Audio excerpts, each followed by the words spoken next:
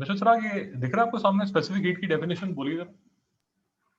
The specific heat capacity is defined as the amount of heat per unit mass absorbed or given out by the substance to change its temperature by 1 unit, 1 degree or 1 Kelvin. क्या मतलब हुआ चिराग जी? मेरी English कमजोर है, समझाइए जरा।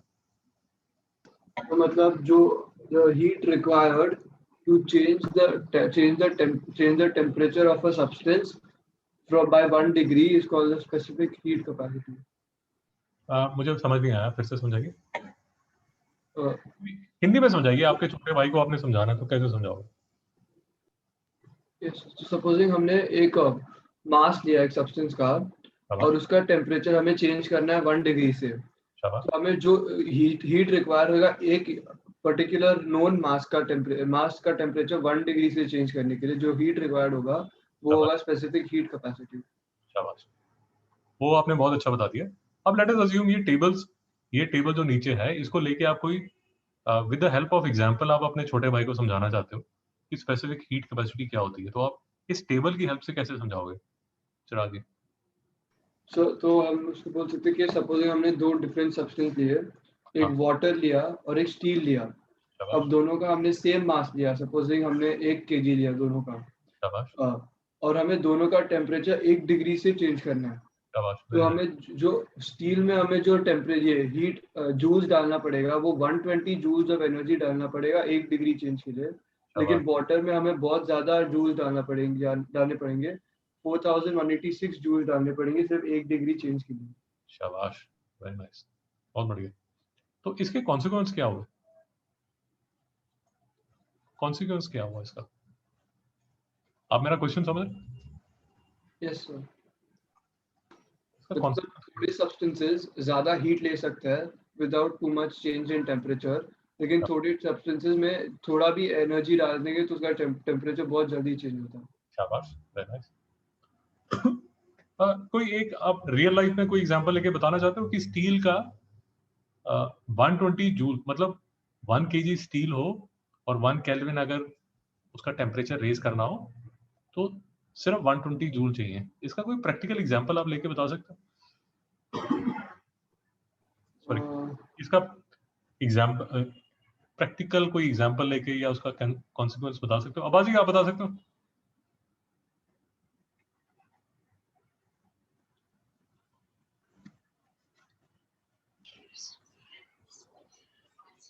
अरे ये चेयर है यार, ये सनलाइट में पड़ी हुई है। चिराग बात समझ आए? Yes sir. तो सनलाइट में चेयर पड़ी हुई है तो क्या होगा?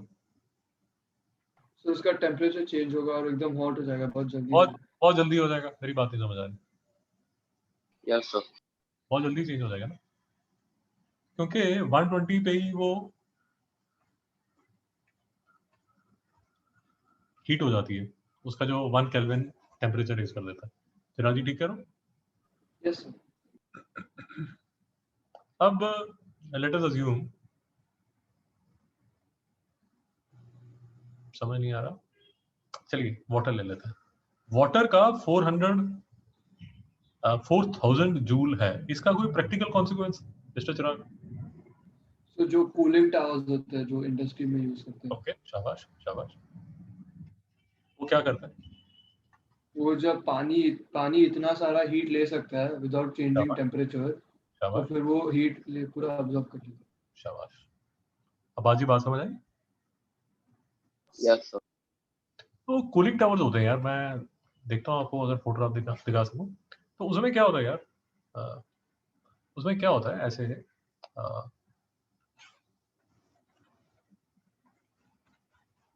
मैं अभी ट्राई करता हूँ आपको कोई फोटोग्राफ दिखा देता हूँ।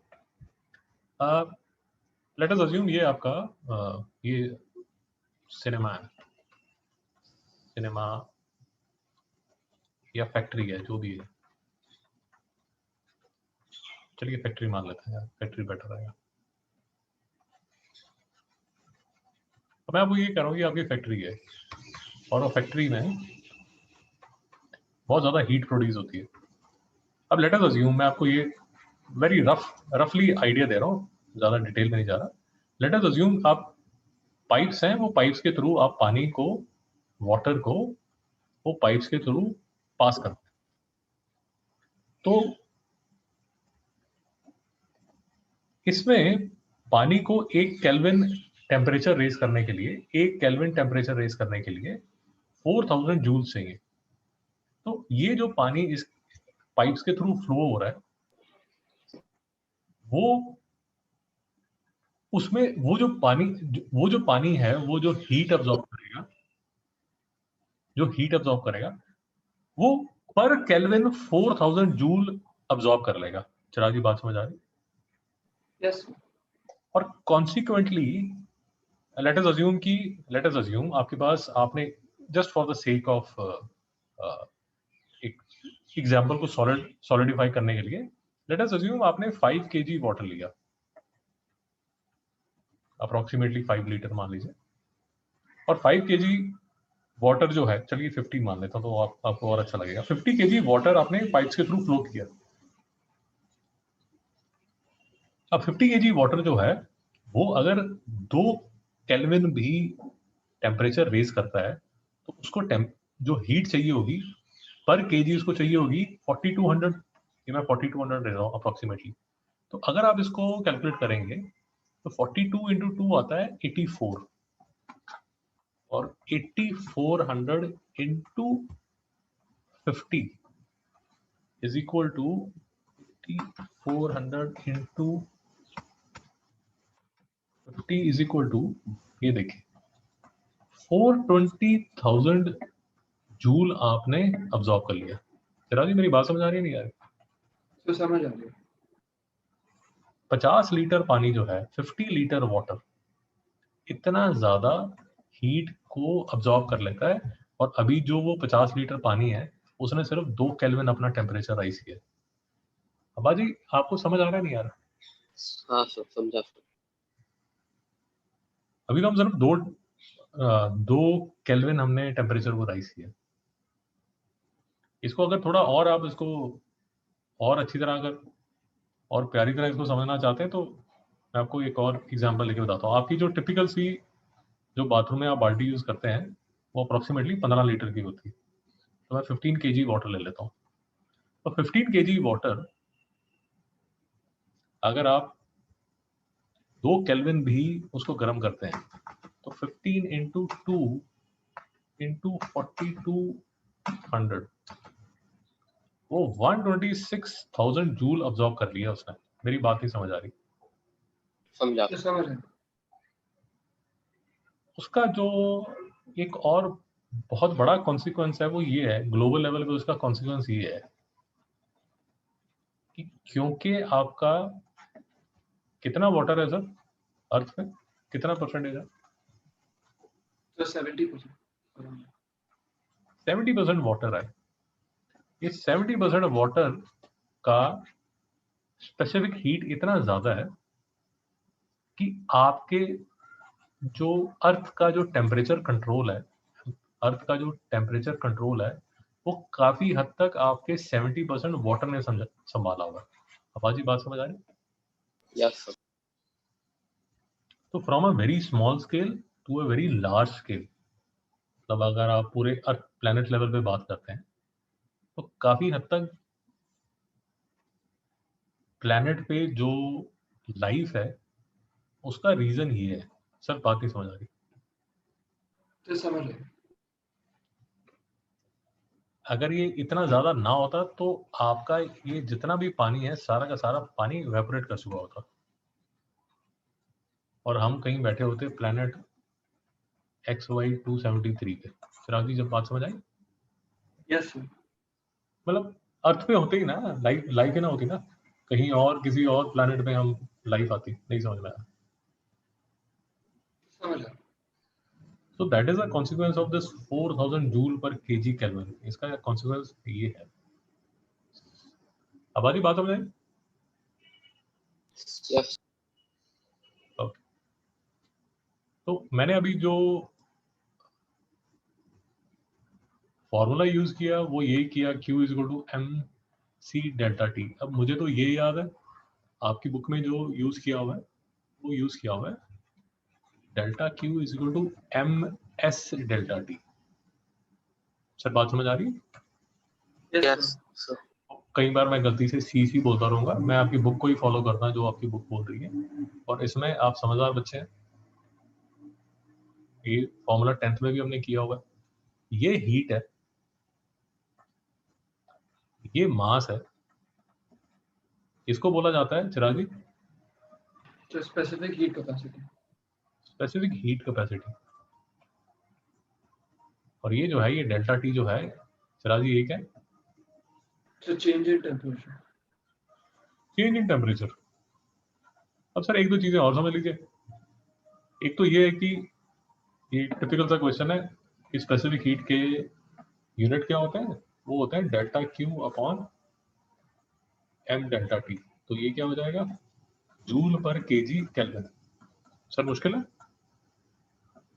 No sir. No sir. और दूसरी बात, अब ये जो मास है, आप समझदार बच्चे हैं, केमिस्ट्री आप अच्छी की हुई है, 2 साल से 3 साल से केमिस्ट्री कर रहे हैं। केमिस्ट्री में जो मास मेजर होता है, एक तो आप केजी में मेजर करते हैं, और दूसरा क्या होता है, मैं फिर मास नहीं लिखता, मैं मास लिखता क्वांटिटी लिख देता हूँ, तो आप कंफ्यूज नहीं होंगे। क्वांटिटी मेजर करने के 2 तरीके होते हैं, एक केजी होता है और दूसरा क्या होता है? Sir volume centimetre cube.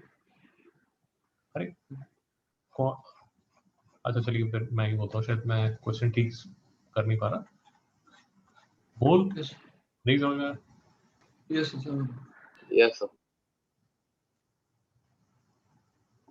मोल केमिस्ट्री में आपको कराते हैं, और मोल से एक तो उसका मतलब होता है अप्रोक्सीमेटली 6 × 10⁻23 आइटम्स। ठीक बोल रहा हूँ? Yes sir. Yes sir. तो 6.022 to 10⁻23। यार देखो, मैं ये कह रहा हूँ कि अगर ये 6.023 × 10⁻23 बोलते हो, 23 का फैक्टर इतना ज्यादा है, तो मैं इसको इग्नोर कर देता हूँ, नहीं समझ में आया। हाँ सर। चिराग जी समझ आया नहीं? यस सर समझ। मैं उसको इग्नोर कर दिया। तो आपको ये भी बताया जाता है कि सर अगर आपने 6 × 10⁻23 कार्बन एटम्स ले लिए, वो क्या बन जाएगा, 1 मोल कार्बन एटम बन जाएगा। ठीक बोल रहा हूँ? Yes sir. Yes sir. और 1 मोल कार्बन एटम का मास कितना होगा? Sir 12 gram. Do all of us agree? Yes sir. Yes sir. तो मैं आपको सिर्फ इसीलिए यहाँ पर ये क्वांटिटी और मोल मैंने इसलिए आमने सामने रख दिए हैं, इसलिए आमने सामने रख दिए हैं कि ये केजी अगर है तो मोल को भी एनीवेज आप ग्राम में रिड्यूस कर ही सकते हो। ठीक कह रहा हूँ, गलत कह रहा हूँ? Yes Yes, sir sir. ठीक है। और अगर आपको केमिस्ट्री के फंडे क्लियर है तो ये भी याद होगा कि ये जो 12 ग्राम है, इसको मोलर मास बोला जाता है। सर ठीक कह रहा हूँ, गलत कह रहा हूँ? यस सर ठीक। ठीक कह रहे सर। तो फिर बात आ जाती है कि ये जो स्पेसिफिक हीट है, इसको आप पर यूनिट मास भी बता सकते हो और पर यूनिट मोल भी बता सकते हो। सर ठीक कह रहा हूँ, नहीं समझ में आ रहा? सर समझ आया। समझा। सो द पॉइंट इज कि मेरा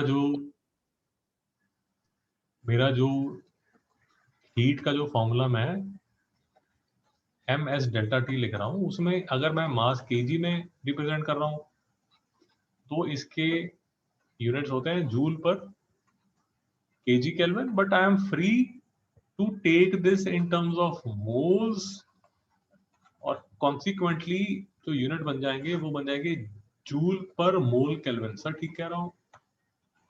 ठीक कह यस रहे सर। सर। अगर मैं केजी यूज करता हूं तो मैं इसको स्पेसिफिक हीट कैपेसिटी बोलता हूं, और यहां मैं इसको मोलर हीट कैपेसिटी बोलता हूं। सर क्लियर है? Yes sir. Yes sir. चलो तो समझ आ रहा है नहीं यार? हाँ सर।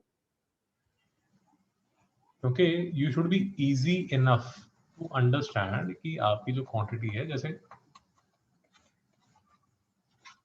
आपने बीच में ठीक बोला है कि अब मुझे क्वांटिटी अगर है तो या तो मैं उसको केजी में ले लूं, या बीच में आप ठीक कर रहे थे, मैं वो इग्नोर कर गया, या सेंटीमीटर क्यूब या लीटर में ले लिया जाए। बट वी ऑल्सो अग्री कि this can be taken in moles also. Sir do we agree? Yes sir. मैं अब ज्यादा डिटेल में नहीं जाना चाहता, but all of us also understand वो अलग केमिस्ट्री का ज्ञान शुरू हो जाता है। आपको केमिस्ट्री में ये भी कराया गया है कि वॉल्यूम को कैसे मास में करना है, और वॉल्यूम को कैसे मोल में करना है, और मोल को कैसे मास में करना है, और ये मतलब जो इंटरचेंजेबिलिटी है वो आपको सिखा दी जाती है। तो are we aware of this और नॉट? Yes sir. तो अगर आपको याद होगा वो 22.4 लीटर और 1 मोल और मोलर मास, इसके न्यूमेरिकल्स आपको केमिस्ट्री स्टोइकोमेट्री में कराए जाते हैं। Chirag ji, do we agree? Yes sir.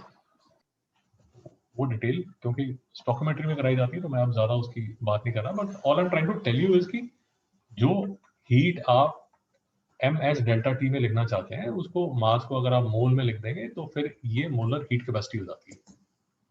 That is all that I am trying to tell you. और आप कंफर्टेबल होने चाहिए इन, अगर उसने थोड़ा सा आपको यॉर्कर लेवल पे बॉल डाली तो आपको पता होना चाहिए। अब जैसे आपकी बुक में इसको उसने डिफाइन किया है मोल्स में, ये देखिए, ये देखिए, देख रहे हैं ना, म्यू को उसने मोल्स बोल दिए। राजीव देख रहे हैं? Yes sir. And the point that I'm trying to make is कि मोल्स और मास में जो इंटर कन्वर्जन है वो you should be comfortable enough, वो केमिस्ट्री में अच्छी तरह सिखाई जाती है। तो अगर आपने आपकी बुक की, अगर मैं ये यूज करता हूँ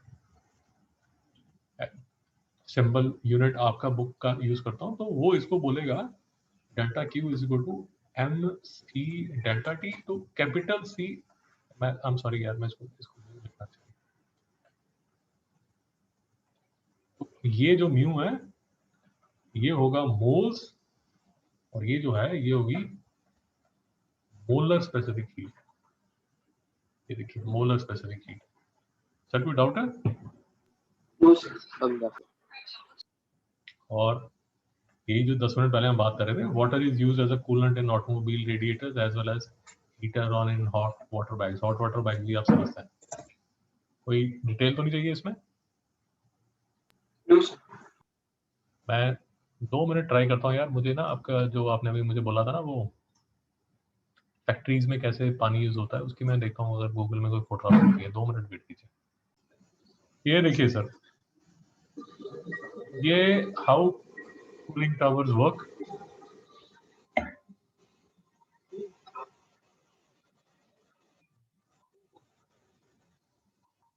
Basic operation is fairly simple. Hot water is pumped in from an राजी समझ आया? Yes sir. बेसिकली अब्बास इसमें होता क्या है कि ये जो यहाँ से हॉट वाटर जो है ना, बेसिकली यहाँ से हॉट वाटर को छोड़ दिया जाता है। अब वो जो हॉट वाटर है वो नीचे गिरता रहता है। अब्बास समझ आया? Yes, sir. And that is all. उसमें कोई ज्यादा कोई इतना हाई प्रोबेबिलिटी बात नहीं होती, सिर्फ यही होता है। और वो इवेपोरेशन से कूलिंग इफेक्ट उसमें आता रहता है। outside source and sprayed into the tower. The hot water flows over what is called the fill. This spreads the water over a larger surface to allow for more cooling. Cool air flows over the fill, which transfers more heat through evaporation. राजी समझ आया? Yes sir.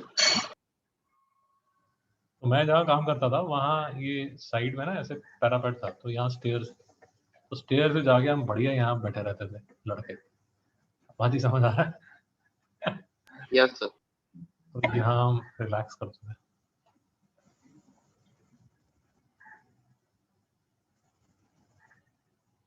Okay, तो जहाँ मैं काम करता था वो बेसिकली फर्टिलाइजर कंपनी थी, तो फर्टिलाइजर कंपनी के साइड में कूलिंग टावर्स लगे हुए थे, तो वहीं मैं पढ़ा रहता था। चिराग जी समझ आया?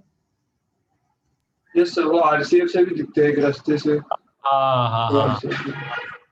ये देखिए ये साइड में आपको और भी मिल जाएंगे अगर आप इंटरेस्टेड हो। मुझे बड़ा अच्छा लगता है, ये एकदम बहुत सही होता है। आई थिंक एक और सर ने भी बनाया हुआ है, maybe I think live उसके अंदर ही करा है।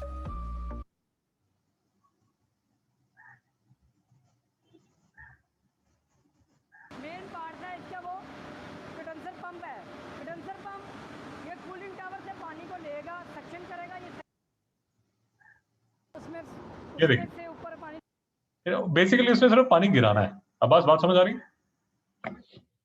यस और पूरा जो फंडा यूज हो रहा है, उसमें जो फंडा यूज हो रहा है वो लेटेंट हीट का ही फंडा यूज हो रहा है, दैट इज इट। क्योंकि इससे अच्छी तो कोई चीज हो ही नहीं सकती ना। आपको पानी मिल रहा है फर्स्ट क्लास, और पानी पीने का तो नहीं चाहिए, कोई भी पानी चलेगा, डर्टी वाटर विल डू। वो इतनी ज्यादा हीट कैपेसिटी यूज कर रहा है, आपको कोई स्पेस का भी चक्कर नहीं है। फॉर एग्जाम्पल, आपका जो एसी है उसमें सिर्फ प्रॉब्लम ये है कि उसको कॉम्पैक्ट होना पड़ता है। अब बात समझ आ रहा है? यस सर मैं from a engineering point of view बता रहा हूँ, क्योंकि वो कॉम्पैक्ट है इसलिए आप पानी यूज करने को कर लो, बट आपको जो पानी यूज करना पड़ेगा वो ज्यादा यूज करना पड़ेगा। बात समझ आ रही नहीं आ रही? यस सर बिकॉज उसका साइज आप कॉम्पैक्ट रखना चाहते हो, तो इसमें जो कूलेंट है वो आप ऐसा यूज करोगे क्योंकि इसमें पानी ज्यादा लगेगा। आपको कोई ऐसा मटेरियल चाहिए जो कि जिसकी स्पेसिफिक हीट और volume of mass of water में कोई ना कोई आपको एक बैलेंस मिल रहा है। सर क्लियर है? यस सर इंडस्ट्रियल लेवल पे जहां आपको कोई स्पेस की कोई प्रॉब्लम नहीं है, जैसे वो आपको वो दिखा रहे हैं, वो बेसिकली और ऑल प्रैक्टिकल पर्पसेस वो एक झरना है। और पूरे पानी को आप यहां से ऊपर लेके डाल दो, या अगर आप दिल्ली साइड जाते हैं तो अगर आपको पता हो, कूलर कभी देखे अब्बास, आपने देखे? चिराग आपने देखे? यस सर, अंदर से पानी ऐसे निकलता है। कूलर का बेसिक जो प्रिंसिपल है वो ऐसे ही होता है। वो यहाँ पर छेद बने होते हैं, यहाँ सामने तो नहीं होते, यहाँ साइड पे होते हैं और पीछे होता है। तो वो पानी यहाँ पर इकट्ठा कर देते हो आप, और वो जो पानी है वो यहाँ नीचे गिरता रहता है, और यहाँ नीचे एक पंप लगा होता है जो कि इसको ऊपर यहाँ डालता रहता है, और यहाँ पर फैन लगा होता है। अब बात ही समझ आ रहा है नहीं यार? हाँ सर तो कूलर का काम सिर्फ ये है। अब बॉम्बे में कूलर इसलिए नहीं लगता क्योंकि ह्यूमिडिटी जो है वो बहुत ज्यादा इंक्रीज हो जाती है। नॉर्थ में तो सारे जो काम करते हैं, अब तो नॉर्थ में भी सारा एसी जनता लगाती है, बट एक टाइम पे कूलर बहुत लगता था। चिराग जी क्लियर है? यस दूसरी सर हमें जो चीज समझनी पड़ेगी वो समझनी पड़ेगी स्पेसिफिक हीट ऑफ गैस। अब गैस में क्या सीन होता है, थोड़ा सा आप समझेंगे, आपको लॉजिकली समझ आ जाएगा। लेट अस अज्यूम कि आपने 1 kg ये लिया, 1 kg आपने गैस ली। लेट अस अज्यूम आपने एक सिलेंडर लिया,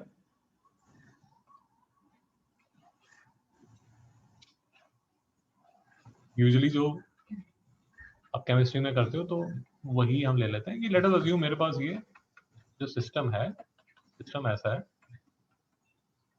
कि ये मेरे पास पिस्टन है, ये मेरे पास सिलेंडर है, और इस सिलेंडर में 1 kg गैस है। अब आज ही समझ आ गया सेटअप? यस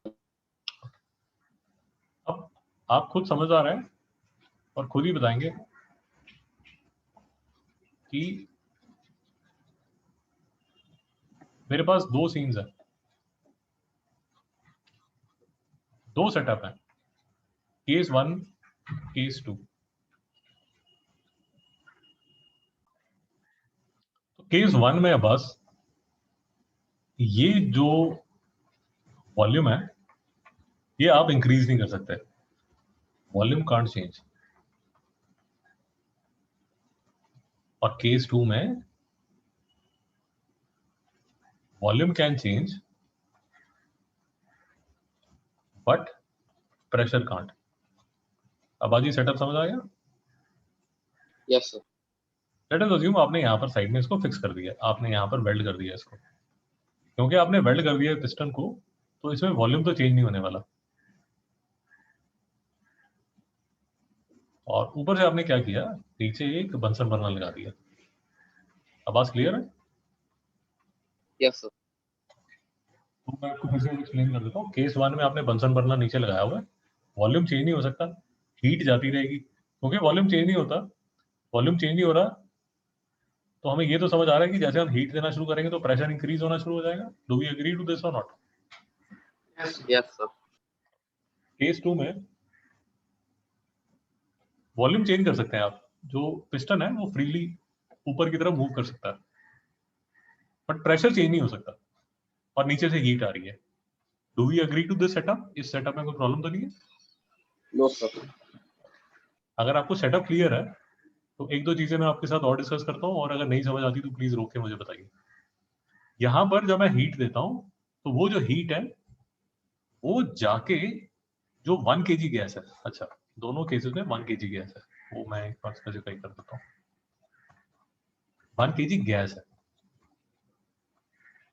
केस 1 में आप जो हीट दे रहे हो वो सारी की सारी जो हीट है वो 1 kg गैस का टेम्परेचर को इंक्रीज कर रही है। Do we agree to this? Yes sir. Yes. Second case में आप 1 kg गैस को जब हीट दे रहे हो तो चिराग वो दो काम कर रही है, आप बता सकते हो क्या? तो जो इंटरनल एनर्जी बढ़ रहा है और प्रेशर भी बढ़ रहा है।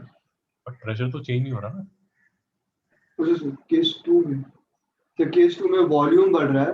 वॉल्यूम बढ़ रहा है तो बिल्कुल ठीक कह रहे हो आप, तो बिल्कुल। फिर हाँ, तो वॉल्यूम बढ़ रहा है तो फिर प्रेशर कांस्टेंट रह जाता है। आपने केमिस्ट्री का फंडा यूज किया। केमिस्ट्री में एक चीज और आपको बताई थी, जैसे आपने इंटरनल एनर्जी बोला ना, एक चीज और उन्होंने बताई थी केमिस्ट्री में। मैं थर्मोडायनेमिक्स के फंडे डिस्कस कर रहा हूँ यहाँ पर। अबाजी आप तो आपका बोलोगे? आवाज नहीं आ रही थी। सर आपकी आवाज सुन रही है। आवाज नहीं है। अभी ठीक आ रहा है? Yes yes sir. ओके, एक सेकंड होल्ड कीजिए यार।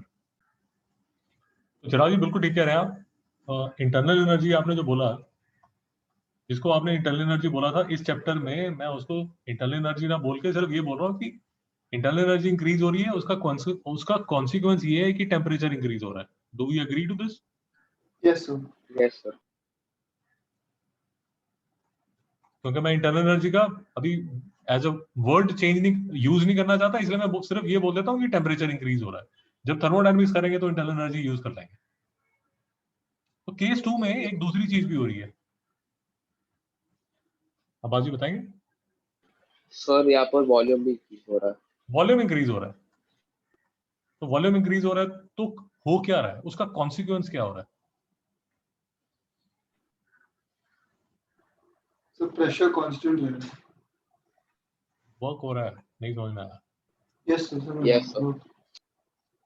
याद है यस केमिस्ट्री में? सर। यस किया ना? तीन चीजें यूज की होंगी ना थर्मोडायनेमिक्स में। Yes sir. वर्क, तीन चीजें बोलते हैं ना, एनर्जी, वर्क और क्या बोलते एंथैल्पी। एंथैल्पी। हैं? एंथैल्पी।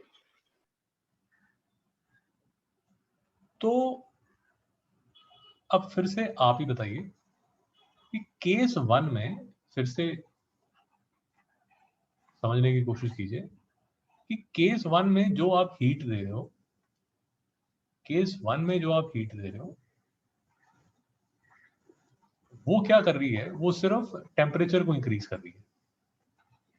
केस 2 में जो आप हीट दे रहे हो वो टेम्परेचर, उसको टेम्परेचर भी रेज करना है और उसको वर्क भी करना है। मेरी बात समझ में आ रही है नहीं आ रही? तो अब ऑब्वियस क्वेश्चन है कि अगर आपके पास 1 kg गैस है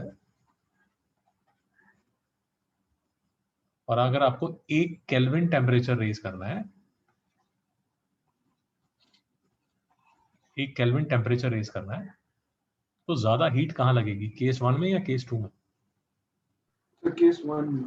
केस 1 में sir. More heat, more heat. Question समझ आ रहा है नहीं यार? Some more heat to increase the Kelvin temperature by 1 Kelvin. So फिर केस 2 में। अब बात समझ आया नहीं यार? Yes sir. क्या समझ आया?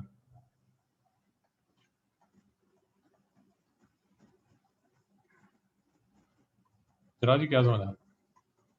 सर मतलब जिस कौन से केस में ज्यादा एनर्जी लगेगा कि ज्यादा हीट लगेगा कि एक केल्विन राइज इन टेम्परेचर के लिए। केस 2 में ज्यादा क्यों लगेगा? सर क्योंकि जो केस 2 में थोड़ा जो थोड़ा जो टेम्परेचर चेंज होगा वो एनर्जी ये वर्क डन में जाएगा और थोड़ा टेम्परेचर इंक्रीज हो जाएगा। शाबाश, अबाजी समझ आया नहीं है, अबाजी समझ आया नहीं है। तो ये वाली जो स्पेसिफिक हीट है इसको बोलते हैं स्पेसिफिक हीट एट कांस्टेंट सिराजी, सर कांस्टेंट वॉल्यूम और इसको क्या बोलते हैं specific heat at constant pressure. और do we agree to this और not? Specific heat due to at constant pressure would be greater than specific heat at constant volume. Do we agree to this or not? Yes sir. कोई doubt तो नहीं? No sir. Abaji कोई doubt तो नहीं?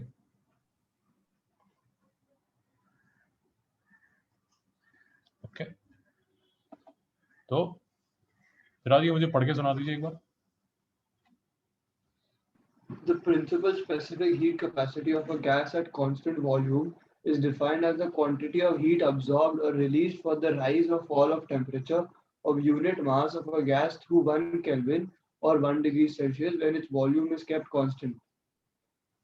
The principal specific heat capacity of a gas at constant pressure is defined as the quantity of heat absorbed or released for the rise or fall of temperature of unit mass of a gas through 1 Kelvin or 1 degree Celsius when its pressure is kept constant. Siraji को doubt है? No, sir. तो जैसे आपके पास specific heat capacity है, आपने पहले specific heat capacity बोला, फिर आपने बोला मोलर हीट कैपेसिटी, फिर आपने बोला कि ये जो है ये दो तरह की होती है, एक तो कांस्टेंट वॉल्यूम पे होती है, एक कांस्टेंट प्रेशर पे होती है।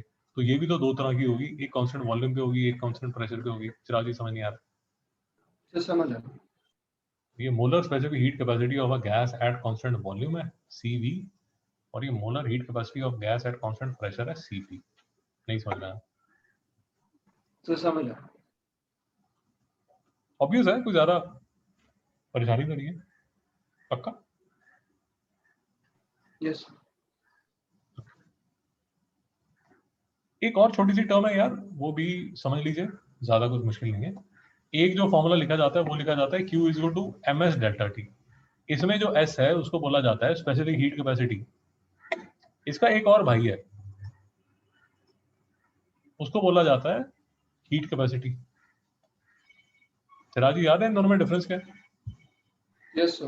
हीट क्या? कैपेसिटी में कोई टेम्परेचर चेंज नहीं देती। नहीं नहीं नहीं नहीं नहीं नहीं नहीं, वो तो इसका तीसरा भाई है जिसका नाम लेटेंट हीट था। ये अभी हीट कैपेसिटी है। बेसिकली मैं आपको डिफरेंस पूछ रहा हूँ। स्पेसिफिक हीट कैपेसिटी में सर इस हीट कैपेसिटी में मास नहीं है, 1 शाबाश, kg। यस सर, मास नहीं है। मास। बेसिकली इसका मतलब ये है, अगर आप मेरी बात समझ रहे हैं तो एक बार जरा समझ।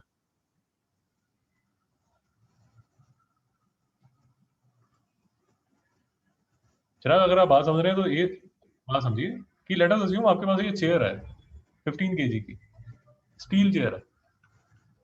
समझ आ गया मेरी बात? Yes sir. अब लेट अस अज्यूम आपको उसको 1 केल्विन इसका टेम्परेचर रेज करना है। मेरी बात समझ आ गई? Yes sir. तो आप बोलेंगे कि सर ऐसा है कि कितनी एनर्जी रिक्वायर्ड है, आप बोलेंगे MS delta T।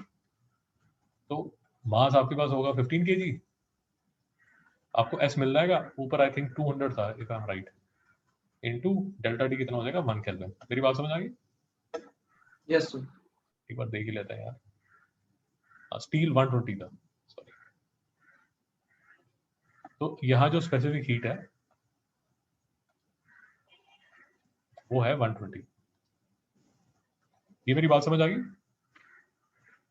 Yes sir. ये जो है ये स्पेसिफिक हीट कैपेसिटी है, ये स्पेसिफिक हीट कैपेसिटी है। बट अगर मैं आपसे ये पूछता हूं कि इस चेयर की हीट कैपेसिटी कितनी है, मेरी बात नहीं समझ आ रही? सर समझ आया।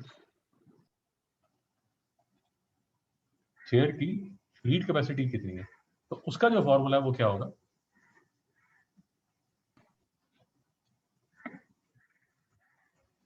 ये वाला फॉर्मूला। ये लिखा है ना, heat capacity is equal to m into S. राजी देख पा रहे हो? Yes sir. m into S, m कितना है इस चेयर का 50 इंटू एस कितना है इसका 120।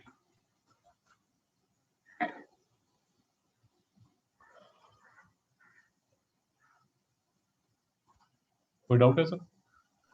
No sir. तो हीट कैपेसिटी का भी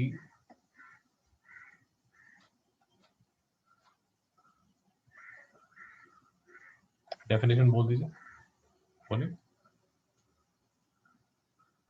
Heat capacity or thermal capacity of a body is the quantity of heat needed to raise or lower the temperature of the whole body by 1 degree Celsius or 1 Kelvin. Basically यार मेरे पास अगर let us assume अब ये chair जो है वो 250 kg की है, इसकी अगर मुझे हीट कैपेसिटी निकालनी है तो चिराग जी क्या होगी? So 250 into 120. That is it. तो ऐसे मान लीजिए कि जो हीट कैपेसिटी है उसमें ये गिवन है कि जो टेम्परेचर रेज हो रहा है वो 1 केल्विन का हो रहा है। सर समझ आया? Yes sir. उसमें गिवन है, उसमें जो 1 मतलब हीट कैपेसिटी पर केल्विन की गिवन है, उसमें बिल्ट इन है कि वो 1 केल्विन की ही बात हो रही है। नहीं समझ में आया? सर समझ आया।